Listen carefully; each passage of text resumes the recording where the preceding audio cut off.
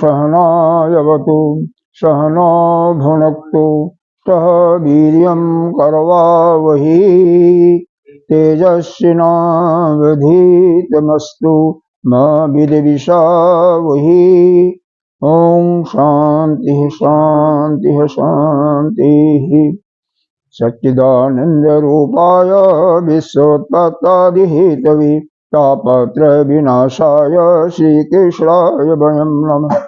नारायणं नमस्कृत्य नरं चैव नरोत्तमं देवीं सरस्वती व्यासं ततो जयं मुदीरयेत्। अखण्डमण्डलाकारं व्याप्तं येन चराचरं तत्पदं दर्शितं येन तस्मै श्रीगुरुवे नमः। अज्ञानतिमिरान्धस्य ज्ञानाञ्जनशलाकया चक्षुरुन्मीलितं येन तस्मै श्रीगुरुवे नमः। गुरुर्ब्रह्मा गुरुर्विष्णु गुरुर्देवो महेश्वर गुरुः साक्षात् परं ब्रह्म तस्मै श्रीगुरुवे नमः। त्वमेव माता च पिता त्वमेव बन्धो च सखा त्वमेव विद्या द्रविणं त्वमेव सर्वं मम देवदेव। गजाननं भूतगणाधिसेवितं कपिध्वजम्बो फलचारुभक्षणम् उमासुतं शोकविनाशकारकं नमामि विघ्नेश्वरपादपङ्कजम्। अनंत श्री विभूषित श्री 1008 पंचायती महानिर्वाणी अखाड़ा के वरिष्ठ श्रोत्रिय ब्रह्मनिष्ठ महामंडलेश्वर एवं उत्तर प्रदेश समाज के अध्यक्ष श्री सदगुरुदेव भगवान के चरणों में कोटि कोटि नमन वंदन अर्चन। यहाँ के अधिष्ठाता देव स्वामी ब्रह्मचारी श्री कृष्ण चैतन्य जी, मातृशक्ति भक्तजन सभी के अंतःकरण में विराजमान आत्मस्वरूप उस परमात्मा को नमन करते हुए हम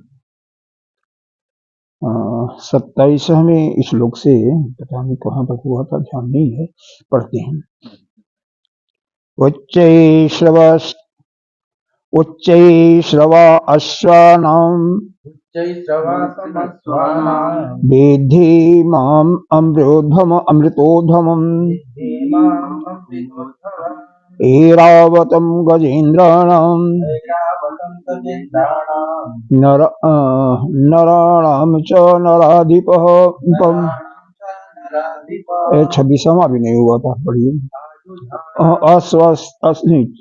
26वां नहीं हुआ था, केवल 25वें तक हुआ था कल। हाँ, तो 25वें पढ़ करके फिर इसको चलते हैं। महर्षिणां भृगोऽहम् गिरामस्मि एक अक्षरम् यज्ञानां जपयज्ञोऽस्मि अस्तावराणां हिमालयः अस्वस्थः सर्ववृक्षाणां देवर्षीणां च नारदः गन्धर्वाणां चित्ररथः सिद्धानां कपिलो मुनिः। इसमें महर्षियों में भृगु के बारे में बहुत विस्तार से आपको जानकारी दी गई थी कि भृगु जो 7 ऋषि पैदा हुए थे, जिसको सप्त ऋषि कहते हैं, यह ब्रह्मा की मानसिक सृष्टि से हैं, जिसमें भृगु हैं, यह पुलह हैं, क्रतु हैं, वशिष्ठ हैं, और यह रावण का ही बाबा हैं, जिसका नाम था, क्या नाम था, उसका नाम था पुलस्त्य ऋषि भी हैं। यह अत्रि ऋषि हैं, मतलब यह 7 ऋषि यहीं से पैदा हुए। इसके बाद उनमें सबसे श्रेष्ठ यह भृगु माने जाते हैं। तो भगवान यह कह रहे हैं, क्योंकि भगवान का यह कहना है कि इस संसार में जितने भी, चाहे वह सांस लेने वाले प्राणी हैं और चाहे वह स्थावर हैं, मतलब वृक्ष हैं, पहाड़ हैं, हर एक में जो विशेषता होती है ना, वह विशेष, चाहे उनके अंदर बल है चाहे वह स्थिरता है, चाहे वह ऐश्वर्य है, यश है, श्री है, लक्ष्मी है, वह सब मेरे कारण से ही। तो जहां जहां आपको कोई विशेष बातें दिखाई दे रही, वैसे तो हम सब जगह हैं, सब में हैं, अंदर बाहर सब हैं, लेकिन जहां पर विशेष जगह है उनका नाम भगवान ने यहाँ पर अर्जुन को बताया है। तो ऐसे महर्षियों में मैं भृगु हूं। और गिराम अस्मि एक अक्षर में, यह जो गिराम कहते हैं, जो यहाँ से वाक्य निकलता, पद निकलता है, उसमें से एक अक्षर में यह हूं ओम है। ओम में देखा जाए तो यह 3 अक्षर इसमें होते हैं, अ, उ और म। और जब निकलता है तो मुंह खुला होता है, देखो बोलिए ना, आ, इसमें मुंह खुला रहता है। ओ कहो, ऊ कहोगे ओ, तो यह जरा सा हल्का सा यहाँ से निकलता है। अब म कहोगे तो यह बंद हो जाता है। यह मकार के 5 अक्षर प, फ, ब, भ, म, 5 अक्षर में मुंह बंद हो जाते हैं। प, फ, ओठ बंद होंगे तभी निकलेगा। तो ओ इसी का एक रस संधि से यह ओम हो जाता है। और ओम की गाथा तो जितनी भी गाई जाओ उतनी भी कम है, क्योंकि ओम ही वह निर्गुण निराकार ब्रह्म भी है, वही सगुण निराकार भी ब्रह्म है, ईश्वर भी है, और वही ब्रह्मा विष्णु महेश के रूप में भी है। यह जागृति, स्वप्न, सुषुप्ति सभी अवस्थाएं भी ओम के अंदर ही समाई। कहीं भी कोई समस्या आपको मालूम हो कि किसी प्रकार का विघ्न पड़ रहा है हमारे घर के दरवाजे में, या अन्य कोई फैक्ट्री है, तो वहां पर ओम शब्द का अगर आप लगा देते हैं तो गेट पर ही, तो वह सभी कष्टों को दूर करने वाला है। यहाँ तक कि कई बार पति पत्नी या उनके बच्चों में हो जाता है कि हमारे, क्योंकि हर एक का आराध्य कोई अलग होता है।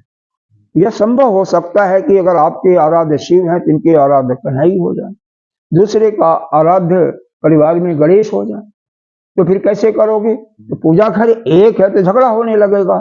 तो इसलिए बीच में जो है आप ओम शब्द लगा दीजिए और उसके आजू बाजू दूसरे लगा दीजिए, झगड़ा भी समाप्त हो जाएगा। हाँ। यज्ञा नाम जप यज्ञोस्मि, 4थे अध्याय में भगवान ने 12 प्रकार के यज्ञों का वर्णन किया था, जिसमें जप यज्ञ तो है ही है, यही सबसे श्रेष्ठ है। इसके अलावा प्राणायाम भी एक यज्ञ है, धारणा जो करते हैं वह भी यज्ञ है, ध्यान करते हैं वह भी यज्ञ है। यह सुन रहे हैं गीता जी का वर्णन, यह भी एक यज्ञ है, इसको कहते हैं ज्ञान यज्ञ। और जो स्वाहा स्वाहा करते हैं अन्न का लेकर के, वह भी एक यज्ञ है। तो इस प्रकार से जितने भी प्रकार के यह यज्ञ 12 यज्ञ होते हैं, अरे एक मंत्र पढ़ा जाता है जब हम भोजन करते हैं, तो अंत में उसी को कहते हैं, पढ़ते हैं। 4थे अध्याय का 24वां श्लोक है, क्या है भाई, याद है? 24वां, अरे वही तो पढ़ते हैं क्या बोलता है, भोजन में वही तो पढ़ते हैं। 15वां, हाँ, जब 15वां अध्याय समाप्त हो जाता है तो यही तो पढ़ते हैं कि हर एक में ब्रह्म है, हम खाने वाले भी ब्रह्म है, जो खा रहे हैं वह भी ब्रह्म है, सब कुछ ब्रह्म ही है, ब्रह्म के अलावा। अरे हवन करते हैं तो सिरुआ भी ब्रह्म है, अग्नि भी ब्रह्म है, समिधा भी वह भी ब्रह्म है, अर्पित किसको कर रहे हैं? ब्रह्म को। ब्रह्म को ही हम ब्रह्म में अर्पण कर रहे हैं। अस्थावराणाम हिमालय, और जितनी ऐसी अस्थावर हैं उसमें हिमालय पर्वत हैं। अस्थावरों में सबसे एक समय की बात है, छोटी सी कहानी के माध्यम से देखते हैं। एक बार नारद जी ऐसे भ्रमण करने जा रहे थे, तो पीछे सुमेरु पर्वत का आया था कल आया था सुमेरु पर्वत का। तो सुमेरु पर्वत के पास गए, सुमेरु पर्वत उनका बहुत स्वागत किया और दिखाया भी कि यह हमारा अनुपम अलौकिक दृश्यों को देखते जाइए, सब दिखाया। नारद जी के मन में आया, इसको घमंड हो गया, हम आ गया है। तो वहां से आते आते जब विंध्य पर्वत, जो कि आपके यहाँ है विंध्याचल, वहां पर आई, तो विंध्याचल भी लगा दिखाने, वही स्वागत करता है। कहते हैं नहीं नहीं नहीं, जो हमने विस्तार ऐश्वर्य हमने देखा सुमेरु पर्वत का, उसके आगे तो आपका फीका है। अब उसको स्पर्धा आ जाती है, वो बढ़ने लगता है, इतना बढ़ने लगा कि लगता है कि अब सूर्य की किरणें भी पृथ्वी को स्पर्श नहीं कर पाएंगी। अब प्राणियों में हाहाकार मचने लगा। देवता लोग जाते हैं अगस्त मुनि के पास। अगस्त जी इनके गुरु थे, विंध्य पर्वत के गुरु हैं। तो उनसे प्रार्थना करते हैं कि भगवान हमको हमारी रक्षा करें। आप बोले उनको कि विंध्य पर्वत थोड़ा छोटा हो जा, जैसे प्रकाश आने लगे। आते हैं, यह अगस्त मुनि पहले तपस्या करते थे हिमांचल में ऊपर, और वहां से फिर आए। जैसे कार्तिकेय स्वामी कहाँ रहे, ऊपर से आ गए नीचे, नहीं हिमांचल पर्वत पर आते थे, अपने पैरों से आए, अपने पैरों से आए। जब देवताओं ने कहा कि भाई हमारी रक्षा करे, तो वो आते हैं विंध्य पर्वत के पास। यह साक्षात जब दंडवत करते हैं तो बहुत खुश होते हैं। कहते हैं ऐसा है विंध्य पर्वत, मैं जा रहा हूँ समुद्र में, मेरा मन है कि वहां पर जाकर के नीचे, वहां पर कहीं, वहां से आगे समुद्र होगा, कहीं साउथ में तो ही है, वहां पर हम संध्या करूं, स्नान और संध्या करूं। तो उधर से मैं कैसे आऊंगा, तुम बढ़ जाओगे तो हम कैसे पर्वत पर चढ़ूंगा। ऐसा करो, तुम ऐसे ही लेटे रहो, जब तक मैं न आऊं तब तक ऐसे ही रहो, ये प्रणाम मुद्रा में रहो। तो इसीलिए विंध्य पर्वत उसी रूप में हो गया, बहुत लंबा चौड़ा। अरे ऐसे ही आपके कुमार स्वामी, जब गणेश जी की शादी हो जाती है पहले, ये मैं नहीं कह रहा हूं कि वहां पर क्या हेरा फेरी हुई, लेकिन गणेश जी की शादी पहले हो गई। ये बड़े थे, बड़े की शादी नियम है कि पहले होना चाहिए। हाँ, जो शर्त लगे थे पूरे ब्रह्मांड का चक्कर लगाना, 7 चक्कर लगाना, और ये तो माता पिता के 7 चक्कर लगा करके हो गए, जल्दी हो गया। और जब 7 चक्कर लगा करके आते हैं, देखते हैं बच्चे दादा दादा कर रहे हैं, तो बहुत इच्छा मन में आती है। तो वहां से भाग करके वो चले जाते हैं साउथ में। अरे यह जो एक ज्योतिर्लिंग है, हाँ, अरे मुर्गा का नाम तो साउथ में बहुत ही पवित्र माना जाता है। अरे बहुत बड़ा, उनको स्कंद भी कहते हैं, नहीं स्कंद भी कहते, मुर्गन करके। अरे उसके नाम से उनको भगवान मानते हैं, मुर्गन स्वामी जी, बहुत साउथ में तो उन्हीं का नाम है, कार्तिकेय स्वामी केवल उन्हीं को कहते हैं। हाँ, साउथ में बहुत है। तो अगस्त मुनि भी वहां जाकर के स्नान, अब समझो कि संध्या वहीं कर रहे, वहीं पर बसी गए, और यहाँ पर ये लेटे हुए। तो इन स्थावरों में हम हिमालय पर्वत, सभी पर्वतों से ऊंची चोटी। और देखिए 3 वृक्ष बहुत पवित्र माने जाते हैं हमारे देश में। एक तो अस्वस्थ कहते हैं पीपल को, 15वें अध्याय में, और कठोपनिषद में भी यही आता है अस्वस्थ का। प्रारंभ ही इसी से होता है। तो यहीं पर कहते हैं ये पीपल के वृक्ष के नीचे विष्णु भगवान का वास होता है। क्या निद्रा आ रही है क्या? निद्रा आएगी। हाँ, निद्रा आएगी क्यों? कोई अच्छा अच्छा। और बरगद के वृक्ष के नीचे, बरगद के वृक्ष में शिव जी का वास होता है, और पाकड़ जो है ना, उसमें ब्रह्मा जी का वास होता है। पाकड़ नहीं जानते? पाकड़ नहीं देखा होगा, पाकड़। तो यह 3 जो वृक्ष हैं अरे हमारे साथ हरिद्वार में लगा होगा। पीपल तो है ना, ये बताएंगे? पीपल है, पाकड़ भी है। पाकड़ भी है, बरगद नहीं होगा। नहीं, पीपल नहीं है। पीपल पीपल पार्क में छोटा सा लगा है, हाँ है तो सही लेकिन ना। बरगद और पाकड़ तो भी लगा है। हाँ तो तीनों नहीं, गुरुदेव पहले लगाए थे। हरिद्वार अरे पहले गुरुदेव लगाए थे, बहुत पहले लगा था, लेकिन वो लगा है, खत्म हो गया होगा। लेकिन एक हम भी लगाए हैं पार्क में। हाँ हाँ, तो यह रहता ही। हाँ, पीपल जो है भगवान विष्णु का है, और बरगद भगवान शिव का। अगर शिव पुराण सुनना हो तो बरगद के नीचे बैठ करके सुनने में जो फल मिलता है वो कहीं नहीं मिलता है। ऐसे ही श्रीमद् भागवत की कथा, यह आपका पीपल के नीचे, और ब्रह्मा जी को प्रेजेंट करता है पाखंड।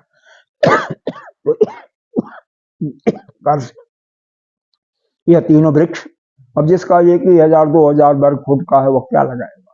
अरे जिसका 10,000 का 20,000 का स्क्वायर फुट होगा, लंबा चौड़ा होगा, वही तो लगा सकता है ना।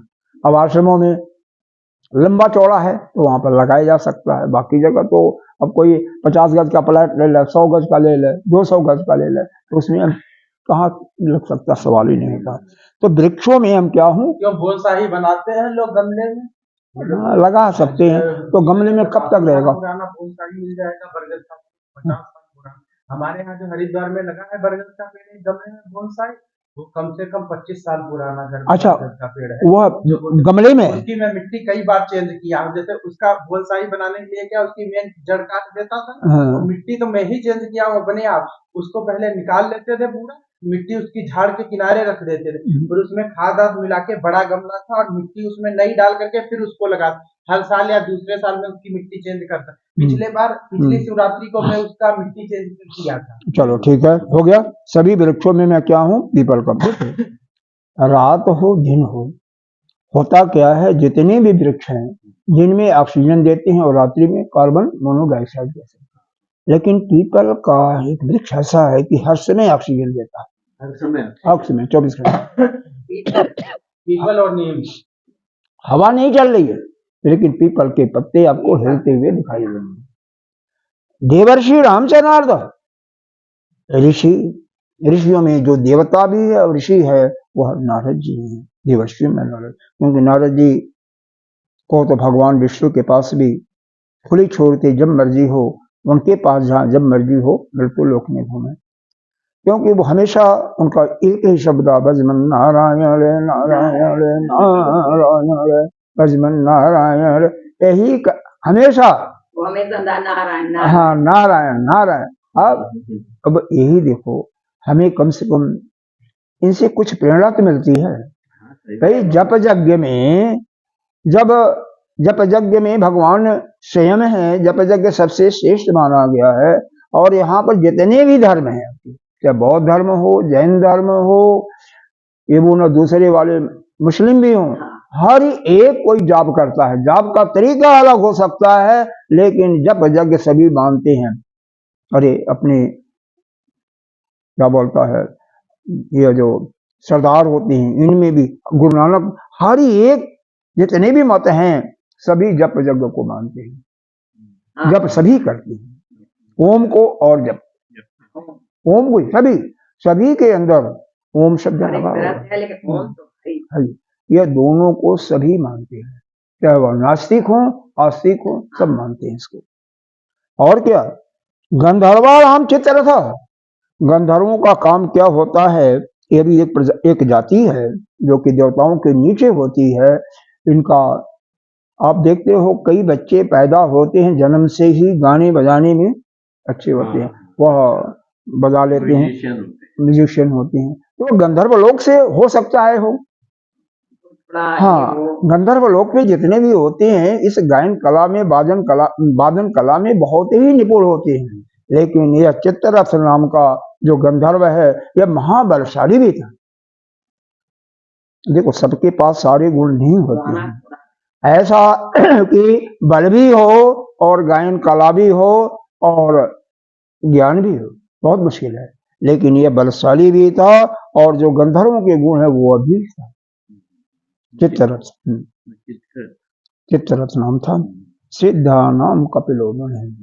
और जितने सिद्ध पुरुष हैं भगवान के ही 24 अवतारों में से एक हुए थे कपिल भगवान, जो कि किसके नाम एक हाँ, तो देखो आकुति, देवहूति और प्रसूति, ये 3 बहनें थी। तो देवहूति के गर्भ से यह 9 कन्याएं उसकी हुई थी और 10वें के रूप में यह हुए थे कपिल भगवान। देवहूति जी बाद में इनको ज्ञान दिया था देवहूति के विनय अन्वय करने पर, और यहाँ तक कि अगर श्रीमद् भागवत में है यह भक्ति योग भी दिया, अष्टांग योग भी दिया, ज्ञान योग भी दिया, सब योग उनको दिए, सब बताया। और बाद में देवहूति नदी के रूप में वहीं पर प्रवाहित हो जाती है। बहुत मतलब सुंदर है। हाँ, देवहूति। तो और कपिल मुनि कहाँ चले गए थे? गंगा सागर में। कहते हैं सब नहाए बार बार गंगा सागर ही, एक बार नहा लो गंगा सागर। और क्या, इसके बाद आगे चलिए। वच्चै श्रवसमस्सानं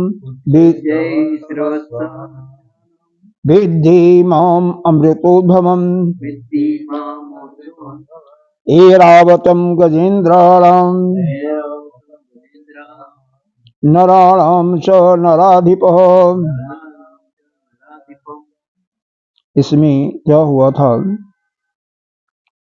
समुद्र मंथन एक समय हुआ था जिसमें देवता और असुर दोनों भाग, दानव दोनों भाग दिए थे।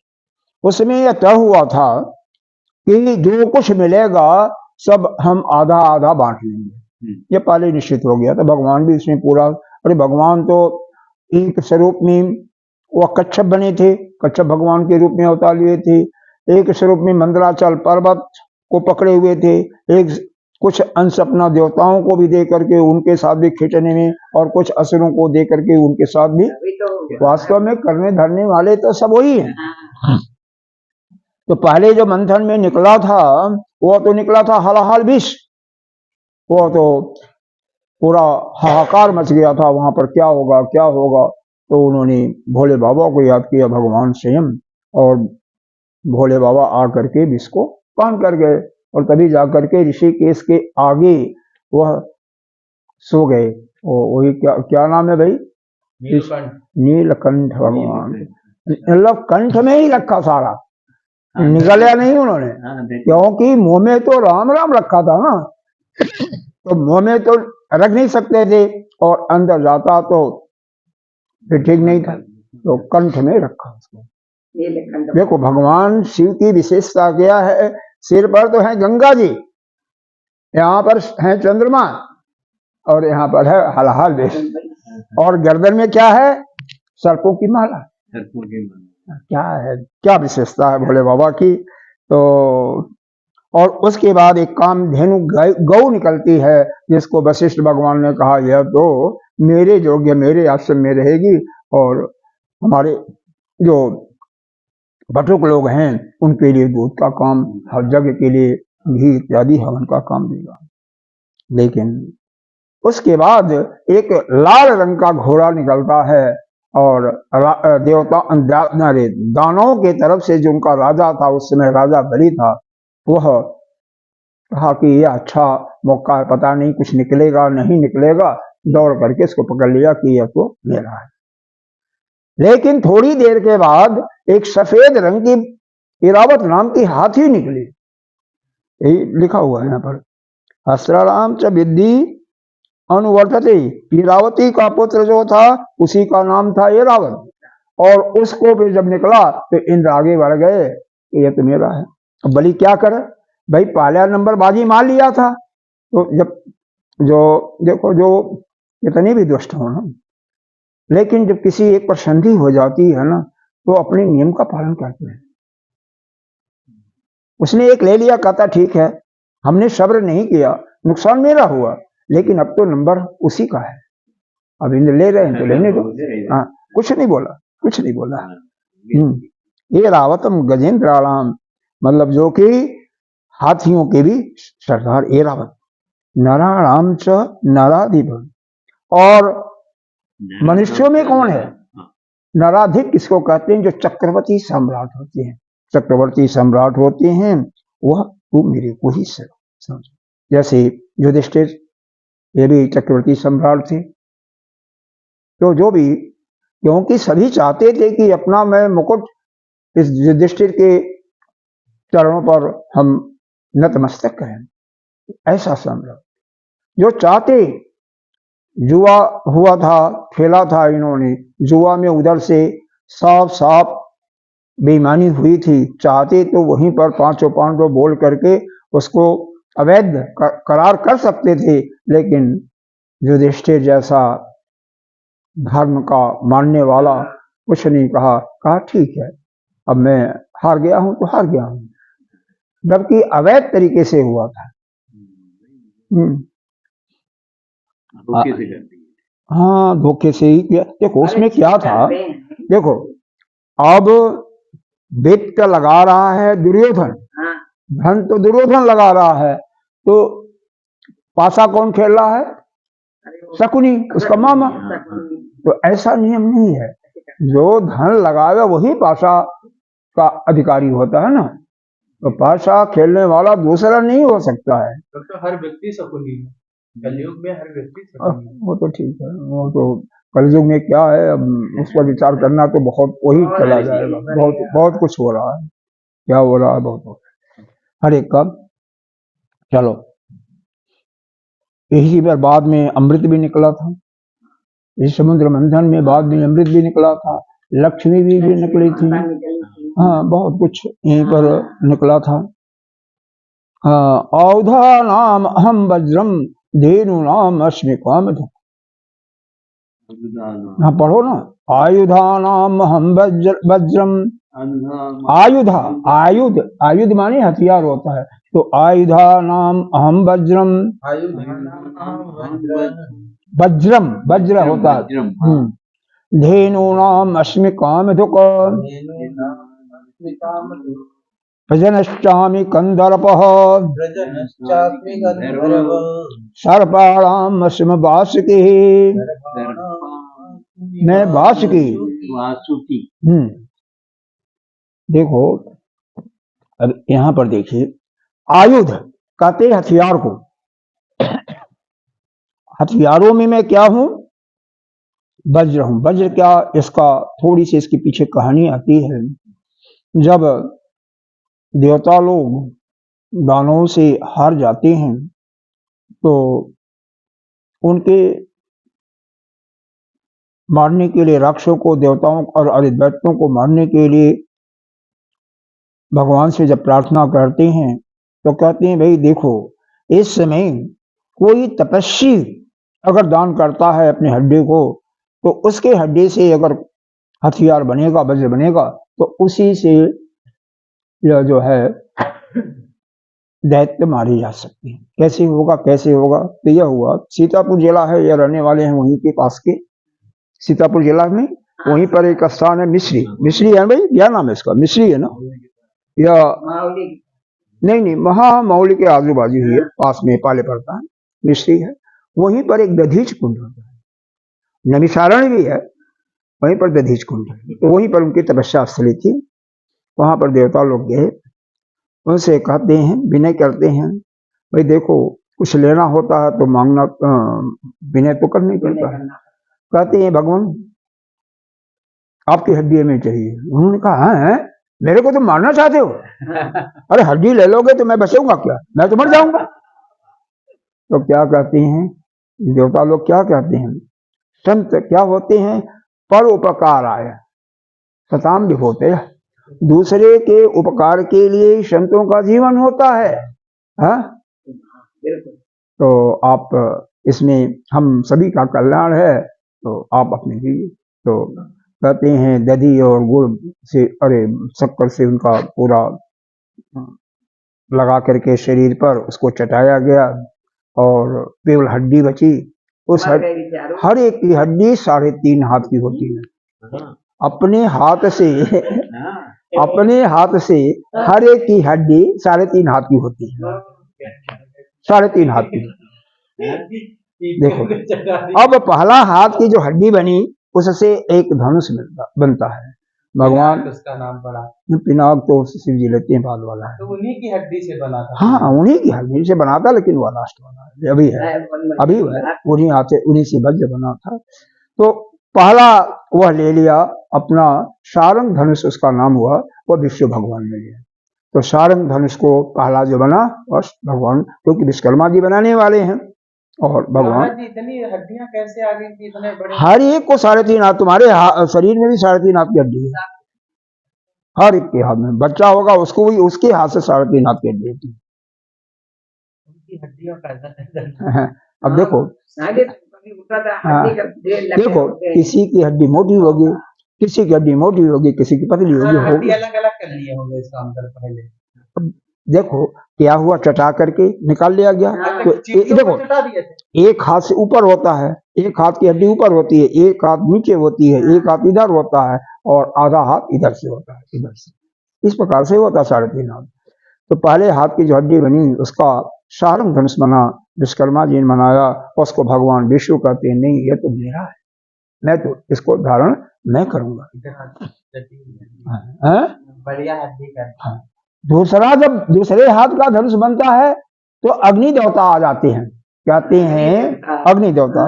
भाई देखो, हम ही सभी देवताओं का यज्ञ की आहुतियां मैं ही पहुंचाता हूँ, हर एक यज्ञों को भवन कराने, भोजन कराने वाला मैं ही, ये मेरा अधिकार है। सभी देवता कहते हैं ठीक है तुम्हारा। वही हड्डी बाद में अग्नि देवता प्रसन्न होकर के अर्जुन को देते हैं, जो कि गांडीव धनुष के नाम से प्रसिद्ध होता है। और बाद में वही गांडीव धनुष जब युद्ध समाप्त हो जाता है तो वही अग्नि में जल जाती है अपने आप ही। रथ भी जल जाता है, वो भी रथ भी उन्हीं का दिया हुआ था। जल नहीं जाता, वापस कर देते, वापस क्या, वो अग्नि अपने में ले लेती है, समा लेती है, रथ भी और वो भी। रथ तो बहुत पहले जल जाता है। रथ सुनो, रथ में तो इतना भीषण प्रहार लगा था, वो तो भगवान कृष्ण के कृपा से वह रथ बचा हुआ था, वो तो पहले ही जल चुका था, लेकिन नहीं, भगवान ने इसको थामा हुआ था। चलो, अब तीसरे हाथ की हड्डी जो बनती है, तो भोले बाबा खड़े हो जाती हैं, पिनाक धनुष ये बता रहे थे, वो ले लेती हैं। वही पिनाक धनुष बाद में जब सब कुछ हो जाता है, उन दैत्यों पर सब जो संहार वगैरह हो जाता है, तो वही कहाँ आता है, वो रख देते हैं किसको, कि तुम संभाल के रखो और इसका नित्य प्रति पूजा करो। याद आ रहा किसी को? सीता जी। हाँ, माता सीता जी, हाँ, जनकपुर में। वही पिनाक तोड़ा गया था। और देखो, जो प्रतिज्ञा किया था जनक ने, वह तो प्रतिज्ञा यह था कि भाई जो कोई भी केवल चाप चढ़ा देगा, तोड़ने का नहीं था। अच्छा, चाप चढ़ा देगा, क्योंकि जानकी जी उनकी पुत्री जो है बाएं हाथ से उठा करके दाहिने हाथ से नित्य प्रति सफाई करती थी, उसकी गोबर से लिपती थी। लेकिन फिर भगवान गुरु कौन थे उनके, भगवान राम के? विश्वामित्र। उसमें विश्वामित्र थे, उन्होंने कहा उठो राम बन जाओ। जब चाप को तोड़ने का आदेश देता गुरु ने, तो फिर भगवान धनुष को तोड़ देते। तोड़े नहीं, उठाए, अरे ठीक है, कुछ भी हो, देखो उनका कहने मतलब यहाँ पर यह है कि गुरु के आदेश से ही उन्होंने तोड़ा। अगर वो नहीं चाहते तो नहीं तोड़ता, ऐसा नहीं है। भगवान के नहीं चाहते तो नहीं होता, उनका था कि गुरु का आदेश है, श्रीमान। तो अब देखो बाकी हिस्ट्री बाद में जो कुछ हुआ सभी लोग जानती हैं। और क्या है, धेनु नाम, गायों में मैं कामधेनु गौ हूं। यही कामधेनु के अंदर इतनी शक्ति थी। विश्वामित्र इसी की पुत्री थी नंदिनी। विश्वामित्र और कौन कौन 3 धनुष बने, और आगे बता दो। और बहुत आधे हाथ का वही वज्र बना, वही इंद्र को दिया गया, उसी से दानों का संहार किया। बस 3.5 हाथ की हड्डी थी, बस 3 धनुष बने थे और एक वज्र बना था। वज्र, हाँ, वज्र इंद्र ने लिया था, इंद्र को दिया ही गया था, उसी के लिए तो प्रार्थना देवताओं ने किया था। और धनुष में एक पृथ्वी, एक विष्णु भगवान, एक शिव भगवान और एक अग्नि, और अग्नि वाला ही बाद में इधर है, क्योंकि शिव ने भी पिनाक धनुष दिया था परशुराम को संभाल के रखने के लिए, परशुराम ने वहां दे दिया। तो इस प्रकार से वादा का।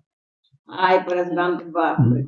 और क्या है, प्रजनस अस्मि कंदर्प, प्रजनस अस्मि कंदर्प, और प्रजन मतलब प्रजन करने वाले, यह जो प्रजनन होता है जिसके द्वारा सृष्टि पैदा होती है, उस रूप में मैं कामदेव हूं।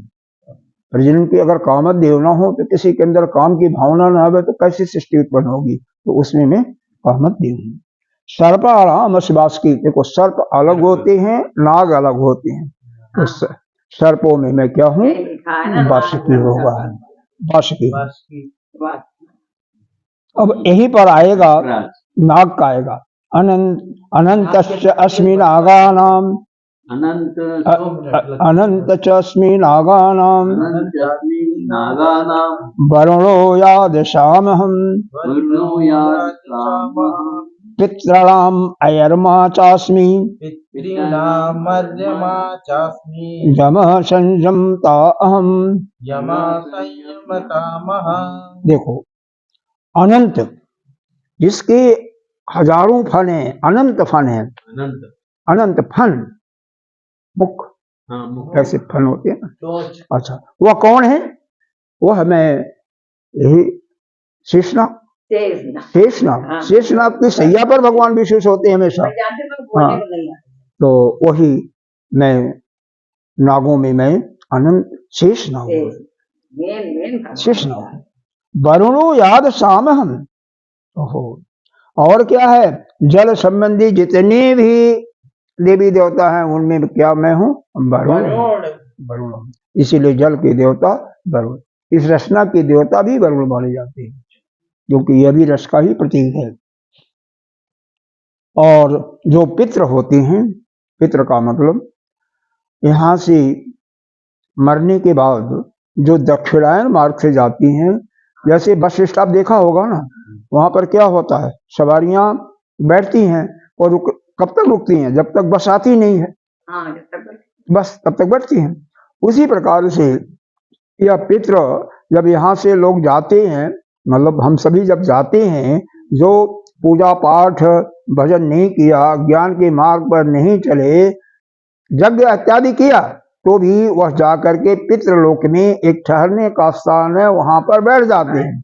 और यहाँ से उनके पोता या बेटा जब कुछ पिंड वगैरह देता है तो उसको एक्सेप्ट करते हैं, स्वीकार करते हैं। और जब उनका इस पृथ्वी पर आने का या किसी लोक में जाने का पर्ची कट जाता है, टिकट कट जाता है, तो चले जाते हैं। तो एक बीच में रुकने का स्थान है, जैसे स्टेशन है, ट्रेनें रुकती हैं, वहां पर जा करके, वहां पर आप इस शरीर को छोड़ने के बाद अगर दक्षिणायन मार्ग से जाओगे वहीं पर लोग जाएंगे डायरेक्ट। उसके बाद जब यहाँ क्रियाएं होंगी संपन्न, तब आप आगे आपका मार्ग होगा। तो पितरों में मैं ऐरमा हूँ। ऐरमा सूर्य का एक नाम है, ऐरमा, ऐरमा चाशनी, यम संयमताय हम। और क्या है, शासन करने वालों में संयतम अहम, जो शासन करते हैं उसमें हम क्या हूँ, जम हूँ। जम का मतलब जमराज। यहाँ पर देखो दो होते हैं तो एक ही, लेकिन अगर कोई उत्तरायण मार्ग से जाता है, यानी वह यज्ञ भी किया हुआ है, तप भी किया हुआ है, दान भी, इसके साथ साथ यज्ञ दान तप तीन कर बताए गए ना, इनके साथ साथ वह जाप भी किया हुआ है, यानी परमात्मा का उपासना भी करता है, और साथ में यह ज्ञान मार्ग, या यह ज्ञान मार्ग भी चल रहा है। यह सब ज्ञानी तो है, ज्ञान है। तो वह जो है उत्तरायण मार्ग से जाता है, तो उसको लेने के लिए कौन आता है, धर्मराज। वही जब आते हैं एक दूसरा स्वरूप में, उसको कहते हैं धर्मराज। उसको स्वर्ग या ब्रह्मलोक तक उसकी गति होती है, वहां तक वह जाता है, ले जाते हैं। और जब अगर ब्रह्मलोक में गया तो अंत समय में जब ब्रह्मा जी का रात्रि आती है, तो सबको ज्ञान दे करके अब जिसको प्रमाद 11 नहीं आया तो वह मुक्त हो गया, और जो प्रमाद आ गया वह फिर वापस आकर के यहाँ पर यही हम कहा, यही कहा कि जब रात्रि में ब्रह्म में लीन हो जाए। लेकिन जो यहीं पर ज्ञान प्राप्त कर लेता वो कहीं नहीं जाता है। जो उसको ब्रह्म ज्ञान हो जाता है, ब्रह्म विद्या से ओतप्रोत हो जाता है, वह कहीं नहीं जाता है। वह स्वयं उसका जीव भाव जीवत्व समाप्त होकर के वह स्वयं नित्य शुद्ध मुक्त आत्मा के रूप में वही मिल जाता है, वह कहीं नहीं जाता है, वहीं रहता है। और वही जो पापी लोग होते हैं उनको लेने वाले जमराज आते हैं। कहते हैं जमराज भैंसे पर चढ़ करके, अगर गांव में देखे होंगे तो कई ऐसे चरवाहे जो होते हैं वो क्या होते हैं, भैंस पर चढ़ करके, विशेष करके बिहार वगैरह में जाइए ना तो वो भैंसे चल रही हैं और उसी पर वो गाना गा रहे हैं, बिरहा गा रहे हैं। बिरहा का वो तो नहीं जानते, इस साइड में प्रचलन होता है। अब जो बिरहा गाने वाला वो बताएगा, हम नहीं जानते। हाँ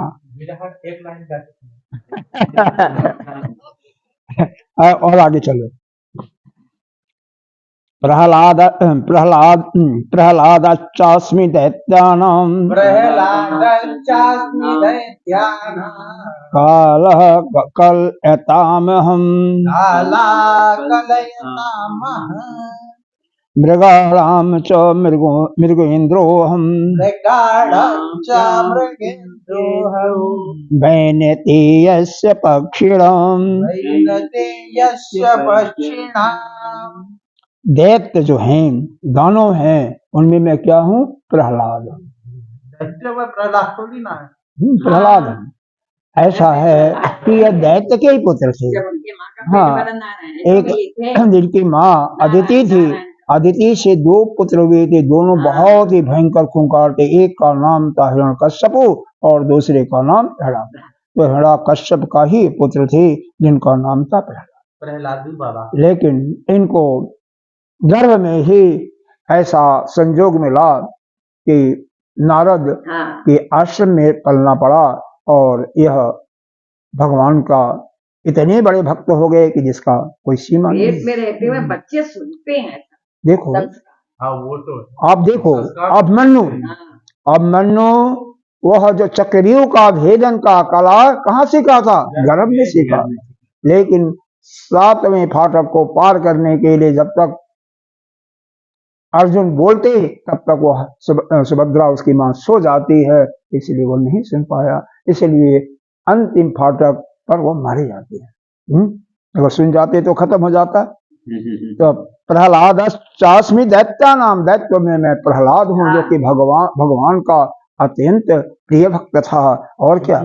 काल एतामहम्, काल की गणना करने वालों में मैं क्या हूँ? काल हूँ। समय का गणना करने वालों में काल हूँ। पितृणा और क्या है? मृगाणां च मृगेन्द्रोऽहम्, यह जो जंगली पशु होते हैं उसमें मैं सिंह हूँ। उन मृगेन्द्रो, मृगों का राजा, पशुओं का राजा वह क्या है? इंद्र। वह कौन है? सिंह हूँ। वैनतेयस पक्षिणाम, और पक्षियों में एक कश्यप की पत्नी थी जिसका नाम था विनीता, और विनीता के नाम होने के नाते इसका नाम रखा गया क्या है? बैन। देखो यहाँ पर क्या लिखा हुआ है? बैन थी। विनीता से पैदा होने वाले का नाम बैन थी। विनीता, इसके पति कौन थे? वही कश्यप ऋषि थे। इनके 2 पुत्र हुए थे, एक का नाम अरुण और एक का नाम गरुड़। तो यह गरुड़ हूँ। और गरुड़ कौन है?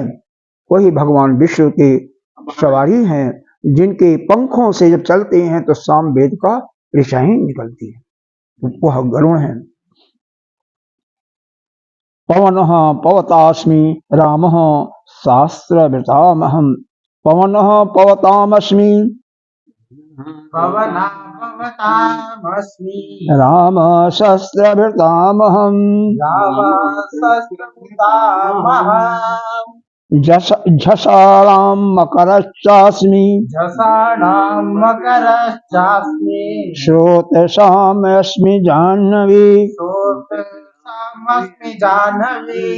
देखो यहाँ पर बहुत सुंदर इन्होंने दिया। पवन, यह जो पवित्र करते हैं, पवित्र कौन कौन करता है?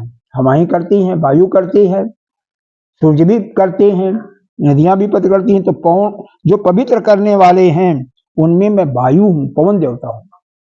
राम शस्त्र वृताम, हम शस्त्र को जो धारण करते हैं उसमें मैं राम हूं। झसाराम, झसाराम कहते हैं मछली को, मछली या अन्य जो समुद्री जानवर होते हैं उनमें मैं क्या हूं? मकरश्चास्मि, मगरमच्छ हूं, सबको खा जाता है। भाई देखो उसमें एक विशेष शक्ति है ना, तो जो विशेश शक्तियों को गिना रहे हैं ना भगवान, का नाम लिया है। हाँ, श्रोतम अस्मि जाह्नवी, और जितने श्रोते बहते हैं, श्रोते देखते हैं पहाड़ों पर जाइए तो श्रोते बहते रहते हैं, कहीं सीधा आ रहा है, कहीं लोग पंचक्की लगा लेते हैं, लगा करके आटा पीसते हैं उसी से, और जो पानी आ रहा है उसी से करते हैं पहाड़ों में। कहीं वहां पर अलग मशीनें नहीं है, उसी से आटे वगैरह का भी काम कराते हैं आजू बाजू के जो लोग रहने वाले हैं। और तो उसमें कौन हूँ? नाना प्रकार की नदियां हैं, सोते हैं, तो उसमें मैं गंगा हूँ। जानवी, जानवी का मतलब जान माने जानू माने गंगा होता है। एक जब कैलाश पर्वत से भगवान शिव ने छोड़ा था गंगा जी को, हाँ। वो भी एक धारा छोड़ा था, तो गंगा जी बहने लगी, तो एक महात्मा थे, उनकी झोपड़ी को उठा ले गया। महात्मा जी बहुत क्रोध हुए और उन्होंने गंगा जी को पी गए, गंगा जी को पी गए। चलो अब आगे जा रहे हैं। महात्मा जी नहीं थे, अगस्त मुनि थे। नहीं नहीं, अगस्त मुनि यहाँ पर नहीं, यहाँ पर दूसरे महात्मा थे। मानो सही, इसी को मानो। अब आपको श्रीमद् भगवत गीता यहीं पर है, बता देता, अरे श्रीमद् भागवत यहीं पर है, दिखा देता। एक ही है लेकिन दूसरा पार्ट नहीं है हमारे पास, एक ही पार्ट है। तो अगस्त मुनि तो समुद्र को पिए थे, ठीक है ना, यहाँ गंगा जी को नहीं पीने वाले। तो भरद्वाज नहीं नहीं, कोई अन्य मुझे थे, उनका नाम ठीक है, इतने समझो कोई महात्मा थे, मुनि थे। जब वह देखते हैं, कौन देखते हैं, कौन ले जा रहा था? भागीरथी। भागीरथी देख रहे हैं कि गंगा जी को दिखाई नहीं दे रही, कहाँ चली गई, कहाँ चली गई, और अपने पितरों को कल्याण के लिए ले जा रहे थे। तब तक पीछे देखे एक महात्मा दिखाई दिए। महात्मा जी के पास आकर के उनसे प्रणाम करते हैं और अपनी गाथा को बताते हैं।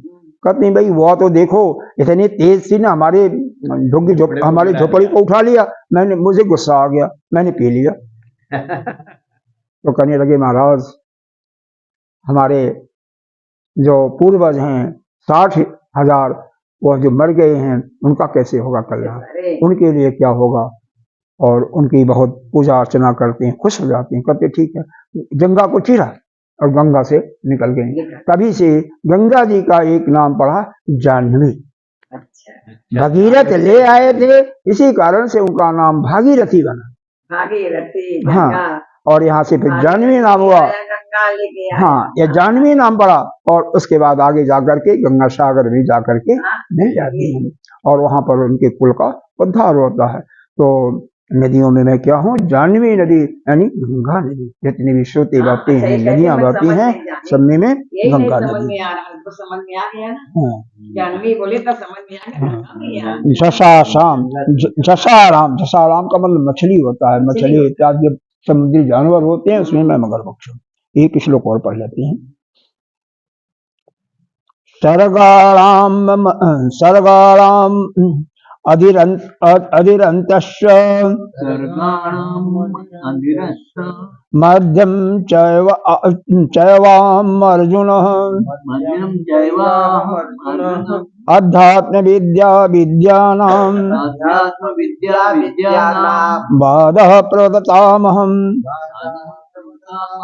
देखो यहाँ पर एक शब्द आया है बाद, पहले ऊपर की पंक्ति का अर्थ देखो।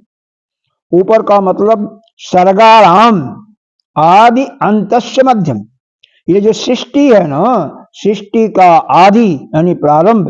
देखो इसको पढ़ने का तरीका भी देखो, सर्गाराम आदि अंतस्य मध्यम, यहाँ पर तीनों आएगा। जब आपको मध्य दिखाई दे रहा है, अंत दिखाई दे रहा है, इसका मतलब आदि भी होगा। तो सर्ग का यानी सृष्टि का प्रारंभ, अंत और मध्य में ही हूँ, यानी सृष्टि का प्रारंभ मैंने किया, मध्य में और अंत में मैं हूँ। अध्यात्म विद्या विद्यानाम, और क्या, हे अर्जुन, विद्याओं में मोक्ष देने वाली या अध्यात्म विद्या ही मोक्ष देने वाली विद्या है, जिसको ब्रह्म विद्या कहते हैं, वह ब्रह्म विद्या मैं ही हूँ। लेकिन बादः प्रदतामहम, लेकिन जो वक्ता बोलते हैं उनमें मैं क्या हूँ, बाद।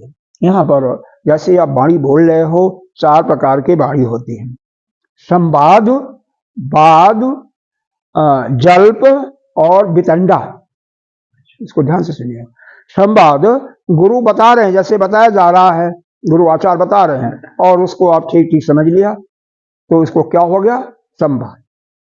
बाद, बताया जा रहा है, आपके समझ में नहीं आया, जैसे अर्जुन ने जहां जहां प्रश्न जगह जगह पूछा है, प्रश्न पूछा और भगवान ने उत्तर दिया, उसको कहते हैं बाद।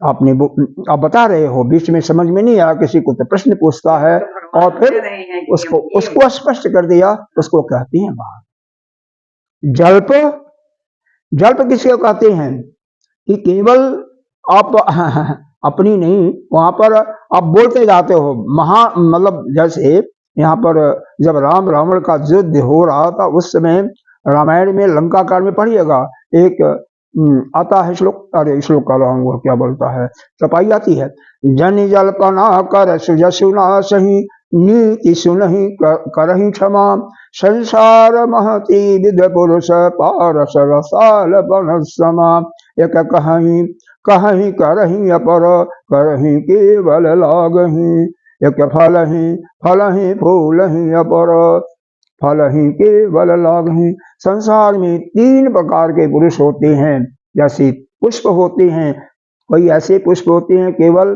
पुष्प लगते हैं, फल नहीं लगता है, कई में पुष्प भी लगता है, फल भी लगता है, जैसे आम, और कई में पुष्प लगते ही नहीं, जैसे कटहल केवल फल ही फल लगता है, कटहल में पुष्प नहीं होता है, फूल नहीं लगता। उसी प्रकार से मनुष्यों में कोई सिर्फ करते हैं, कहते कुछ नहीं, और कुछ जो कहते हैं वो करते हैं, और तीसरे जो होते हैं केवल कहते हैं, करते कुछ नहीं। तो यहीं पर भगवान राम ने कहा, हे राम, अरे हे रावण, जन जल्पना, जन जल्प, तो जल्प या जो जल्प जो इसको कह रहे हैं, केवल बकवास करना, अपनी बातों को करना, उसको कहते हैं जल्प। बक कर रहा है, मेरी बात ठीक से सुन नहीं रहा है, तो जल्पना कर सुजस नाशन, इससे तेरा जस का नाश हो रहा है, इसको छोड़ो। जन जल्पना कर सुजस नाशन, नीति सुना, नीति की बातें सुनो, मैं क्षमा चाहता हूं। और चौथी बात होती है वितंडा, कल इस पर फिर विस्तार कर। वितंडा का मतलब जैसे नेता लोग होते हैं ना, या जो टीवी पर बोलने वाले हैं, बस उनकी बात के आगे तो कुछ सुनते ही नहीं किसी, अपनी बातें, आप चले जाओ किसी असेंबली में चले जाओ, लोकसभा में चले जाओ, बोलने वाला होता है उसको मंद ही नहीं होता है, उसी को कहते हैं वितंडा। तो इस प्रकार से 4 प्रकार के यह बात होती हैं, जो वचन निकलते हैं 4 प्रकार के, संवाद, बाद और जल्प और वितंडा। तो इसमें मैं क्या हूँ, बाद हूँ। जैसे मैं कुछ बोल रहा हूँ, कोई समझ में आया तो वो पूछ लिया, उसको बात कहा है। पूर्णमदः पूर्णमिदं पूर्णात् पूर्णमुदच्यते पूर्णस्य पूर्णमादाय